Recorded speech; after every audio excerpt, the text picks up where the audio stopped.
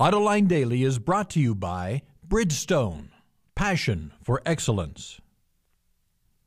Here are today's top headlines. Saturn may have found a buyer. Opel says it can survive on its own, and gasoline prices are headed higher. Up next, we'll be back with the news behind the headlines.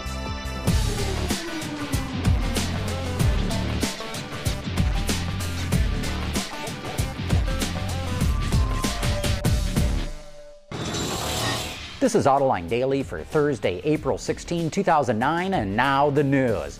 An investment firm is interested in buying Saturn, the Detroit News reports. Telesto Ventures says it wants Saturn and would have GM continue building the current models through 2011. Then it would get other automakers, Chinese perhaps, to build cars to sell under the Saturn brand through its 439 dealers in North America. By the way, Telesto is one of the names of Saturn's moons. Meanwhile, Bloomberg reports that GM may drop its Pontiac and GMC brands to further cut costs. That would mean more layoffs and plant closings as GM struggles to avoid a bankruptcy if possible. But I don't understand this story. GMC is still profitable, so why would you get rid of it? The U.S. Energy Department says gas prices will hit an average of $2.23 a gallon this summer. According to USA Today, prices will peak at $2.30 during the summer and hit $2.42 in 2010. Diesel is also expected to stay at $2.27 this summer, rising to $2.69 next year. Opel says it has enough money to survive if GM goes bankrupt. According to the AFP, the German automaker has enough cash to continue operations for the next 4 months. The company has benefited from strong sales of its new Insignia and also a cash for clunkers program offered in Germany. Even so, Opel is seeking 3.3 billion euros in aid.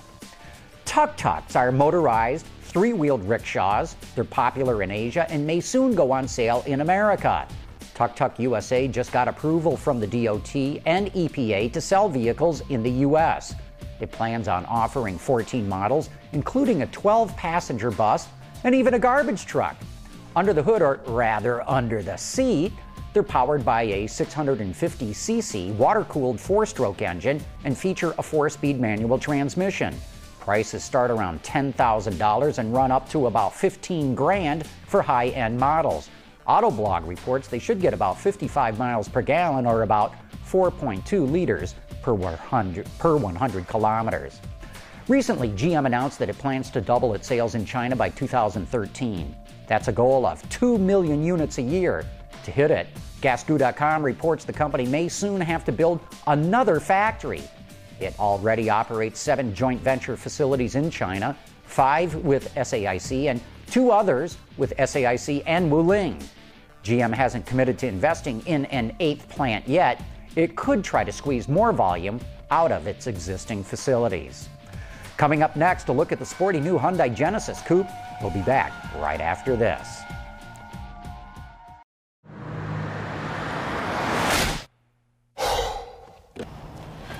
Changing tires out here could be dangerous, but with these tires, I don't need to worry. Bridgestone. Hyundai is aiming its brand new Genesis Coupe right at the heart of the pony car segment. Traditionally, this slice of the market is red, white, and blue American-only territory. But now the Mustang, Camaro, and Challenger have some serious competition. Autoline correspondent Isaac Bouchard reports. Hyundai's on a roll with success after success. Now they're after the heart of the true enthusiast with their first ever rear-wheel drive sports car, the Genesis Coupe. Let's see if the Korean pony car has the makings of another hit. It sure looks like it on the outside.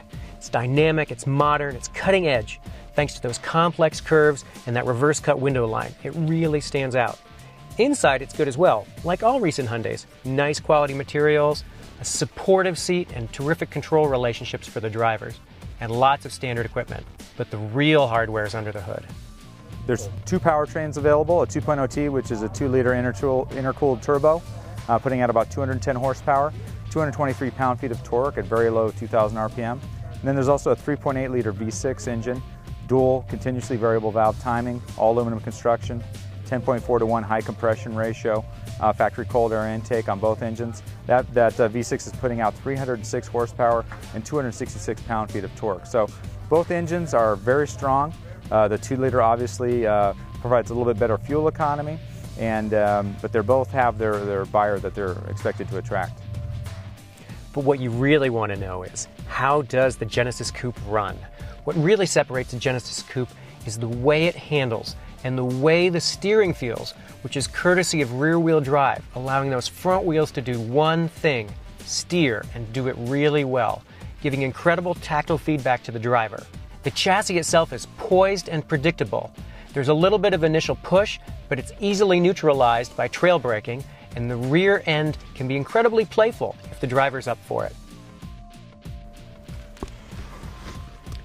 It's great to know the pony car's alive and kicking, and it doesn't necessarily have to come from America anymore. The Hyundai Genesis Coupe is Korean through and through, and it looks to have the ingredients to be one barn-burning, tire-shredding success. I'm Isaac Bouchard for Autoline. Thanks for that report, Isaac. The Genesis sedan is a pretty impressive car, and the new Coupe version looks like a lot of fun. I can't wait to drive it myself. Say, join us tonight for Autoline After Hours, a live webcast where we talk about the issues in the auto industry and give our opinions on cars and brands without any of that veneer or flashy production you get from traditional media. Joining me, Jason Vines, and Peter DeLorenzo will be Michael Banofsky from VLane.com, a guy who also seems to have the biggest automotive following on Twitter. That's tonight at 7 p.m. Eastern or 2300 hours Greenwich Mean Time at AutolineDetroit.tv.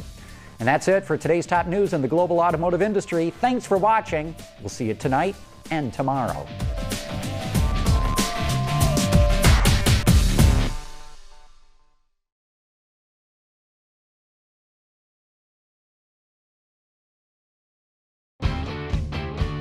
Visit our website for even more great content all week long.